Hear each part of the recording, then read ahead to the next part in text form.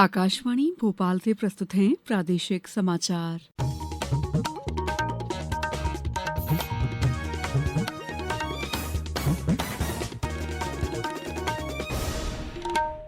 नमस्कार, समाचारों के साथ मैं दीपा सिंह। सबसे पहले मुख्य समाचार। प्रधानमंत्री नरेंद्र मोदी ने भारत जापान संयुक्त आर्थिक मंच में कहा, भारत विश्व की सबसे तेजी से बढ़ती प्रमुख अर्थव्यवस्था। स्कूल चले अभियान के दौरान ही सांदीपनी विद्यालय भवनों का लोकार्पण और स्कूलों का युक्तियुक्तकरण होगा। श्री अमरनाथ जी यात्रा आज जम्मू कश्मीर के पहलगाम और बालटल मार्गों से शुरू। और प्रदेश में मानसून ने पकड़ी रफ्तार, आज हरदा, नर्मदापुरम समेत कई जिलों में तेज बारिश की संभावना। अब समाचार विस्तार से। प्रधानमंत्री नरेंद्र मोदी ने कहा है कि भारत जापान संबंध बहुत विशेष हैं और आर्थिक साझेदारी की सफलता के कई शानदार उदाहरण मौजूद हैं। नई दिल्ली में भारत जापान संयुक्त आर्थिक मंच में श्री मोदी ने कहा कि जापान की विशेषता और निवेश भारत की गति और व्यापकता के साथ मिलने पर पूरी दुनिया को लाभ होता है। उन्होंने कहा कि दोनों पक्षों ने आज साझेदारी को और भी गतिशील तथा प्रगाढ़ बनाने का निर्णय लिया है।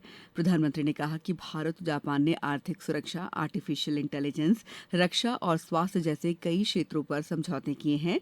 ये समझौते दोनों देशों की साझेदारी को भविष्य के अनुकूल और असीमित बनाएंगे। श्री मोदी ने कहा, आज आर्थिक दुनिया सप्लाई चेन में रुकावटें, ट्रेड में अनिश्चितता और ग्लोबल डिमांड में गिरावट से जूझ रही है। लेकिन जैसे कहा जाता है, when the going gets tough, the tough get going.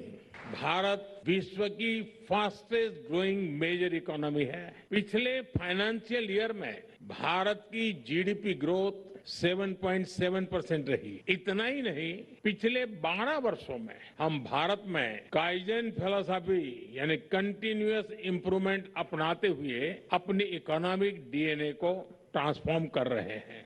वहीं जापान के प्रधानमंत्री सनाए ताकाइची ने कहा है कि सहयोग के कई क्षेत्रों में ऊर्जा सुरक्षा सबसे महत्वपूर्ण क्षेत्रों में से एक है।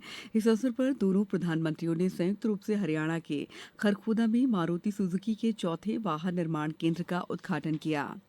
प्रदेश में इन दिनों स्कूल चले अभियान चल रहा है। 15 जुलाई तक चलने वाले इस अभियान के दौरान अधिकाधिक सांदीपनी विद्यालय भवनों को लोकार्पण और स्कूलों का युक्तियुक्तकरण कराया जाए ताकि विद्यार्थियों को इसी सत्र में अधिकतम लाभ मिल सके।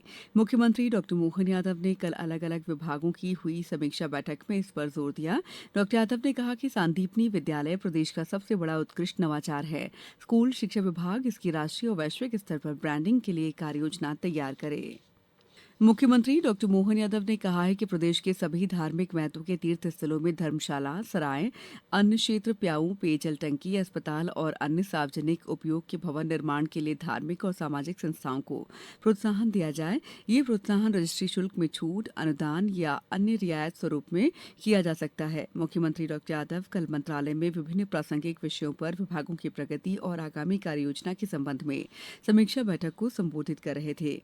डॉ यादव ने कहा कि भोपाल की भारत हेवी इलेक्ट्रिकल्स लिमिटेड भेल को शासन द्वारा दी गई जमीन की भेल के लिए वर्तमान में अनुपयोगी भूमि उनसे वापस लेने के प्रयास किए जाएं।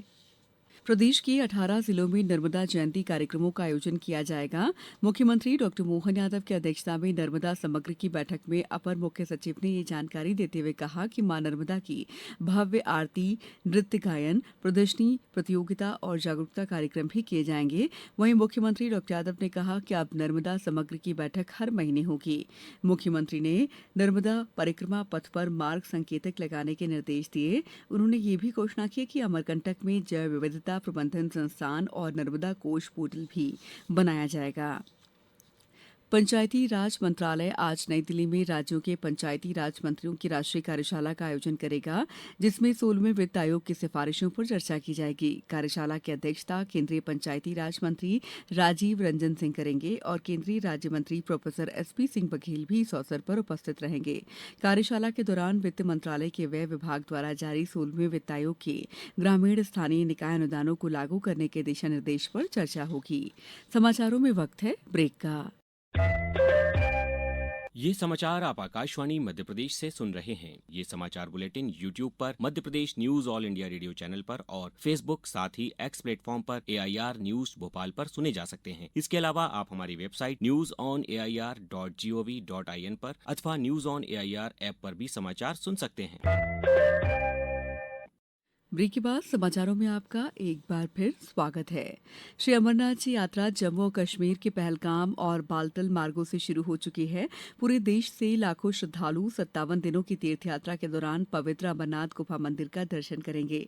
श्रद्धालु लगभग 3,888 मीटर की ऊंचाई पर स्थित पवित्र अमरनाथ गुफा में भगवान शिव का आशीर्वाद लेने और प्राकृतिक रूप से निर्मित बर्फ के शिवलिंग के दर्शन करने के लिए जाते हैं। ये यात्रा 28 अगस्त को रक्षाबंधन के दिन समाप्त होगी। श्रद्धालुओं का पहला जत्था कल कड़ी सुरक्षा के बीच अनंतनाग जिले के नुनवान और गांदरबल जिले के बालटल स्थित दोहरे बेस कैंप पहुंचा।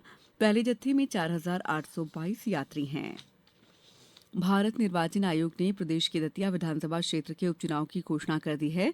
जारी कार्यक्रम के अनुसार 6 जुलाई को गजट नोटिफिकेशन होकर नामांकन भरने की आखिरी तारीख 13 जुलाई होगी। 14 जुलाई को नामांकन पत्रों की छंटनी और 16 जुलाई तक नामांकन वापस लिए जा सकेंगे। 30 जुलाई को मतदान होगा और 3 अगस्त को मतगणना की जाएगी। प्रदेश में मानसून ने रफ्तार पकड़ ली है। भोपाल समेत 11 जिलों में कल से रुक रुक कर तेज बारिश हुई। सतना और झाबुआ में आकाशीय बिजली गिरने से 2 लोगों की मौत हो गई। सतना में बालिका स्कूल परिसर में पेड़ गिरने से 2 युवतियां घायल हो गई हैं। दमोह में लगातार बारिश होने से निचले इलाकों में बाढ़ जैसे हालात बन गए। इंदौर में भी रात से कई क्षेत्रों में बारिश जारी है। मौसम विभाग ने आज हरदा, नर्मदापुरम, रायसेन, छिंदवाड़ा, पांडुन्ना, बालाघाट समेत 19 जिलों में भारी बारिश का ऑरेंज अलर्ट जारी किया है। प्रदेश में अगले 24 घंटों के दौरान कहीं कहीं भारी बारिश की भी आशंका है। इंग्लैंड आईसीसी महिला टी20 क्रिकेट विश्व कप के फाइनल में पहुंच गया है। लंदन के केनिंगटन ओवल में कल दूसरे सेमीफाइनल में इंग्लैंड ने दक्षिण अफ्रीका को 40 रन से हरा दिया। पहली बल्लेबाजी करते हुए इंग्लैंड ने निर्धारित ओवर में 5 विकेट पर 169 रन बनाए। जवाब में दक्षिण अफ्रीका निर्धारित 20 ओवर में 8 विकेट पर 129 रन ही बना सका। रविवार को लॉर्ड्स में फाइनल में इंग्लैंड का सामना ऑस्ट्रेलिया से होगा। स्पेन फीफा फुटबॉल विश्व कप के प्री क्वार्टर फाइनल में पहुंच गया है। लॉस एंजल्स स्टेडियम में कल रात स्पेन ने ऑस्ट्रिया को 3-0 से हराकर अंतिम 16 में जगह बनाई। प्री क्वार्टर फाइनल में स्पेन का सामना पुर्तगाल और क्रोएशिया के बीच जारी मैच के विजेता से होगा। अब कुछ समाचार संक्षेप में। खंडवा जिले के बमन गांव आखई में कल विकसित भारत गारंटी फॉर रोजगार एंड आजीविका मिशन ग्रामीण यानी वीबी जी रामजी योजना का जिला स्तरीय शुभारंभ किया गया। आगर मालवा जिला पुलिस को ई विवेचना प्रणाली के प्रभावी क्रियान्वयन हेतु जिले के सभी थाना क्षेत्रों के 153 विवेचकों को टैबलेट दिए गए।